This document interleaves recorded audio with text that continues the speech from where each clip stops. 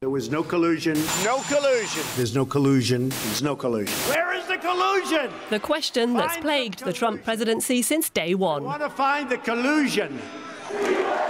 Did his campaign team collude with Russia to win the presidency? And did Donald Trump obstruct efforts to investigate? This is the man tasked with finding out. Robert Mueller. Shrouded in secrecy, his team has been quietly conducting one of the most high-profile political inquiries in US history. Mr. Mueller, are you investigating the president? So what do we know so far? Russian meddling. Russia meddled in our 2016 elections. Our intelligence community has it right. It was the Russians. We know that. They know that. It was directed from the highest levels. US intelligence agencies say Russia did interfere in the election. More than 24 Russian citizens and 3 Russian companies have been indicted so far.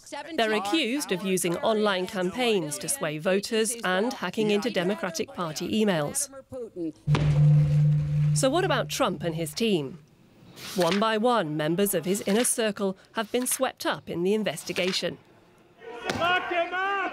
Former National Security Advisor Michael Flynn and former campaign advisor George Papadopoulos, who have both pleaded guilty to lying to the FBI about their contacts to Russian officials.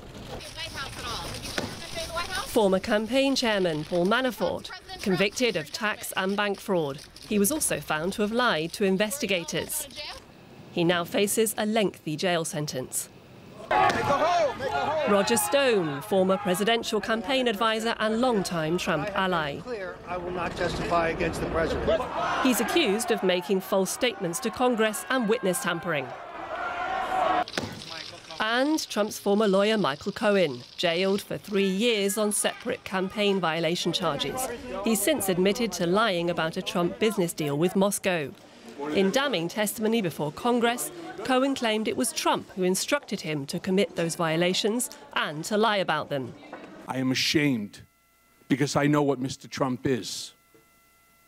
He is a racist, he is a con man, and he is a cheat. So what can we expect now? I'm sure it'll be just fine. And you know why? None of the revelations so far amount to proof that the Trump team colluded with Russia. But did Trump seek to obstruct the investigation? That's one area where Mueller could present more evidence. The probe has got ever closer to the Oval Office. The question now is what it all means for the president. Although Mueller's findings have not been released, some details about his report are coming to light. DW correspondent Helena Humphrey has more on this. What we do know so far is that the Special Counsel Robert Mueller has reportedly not recommended that any more indictments be made. So far, 37 people have been indicted in this investigation, including those close to the president. Paul Manafort, his former campaign manager, was sentenced to prison time, as was, of course, Michael Cohen, his fixer as well.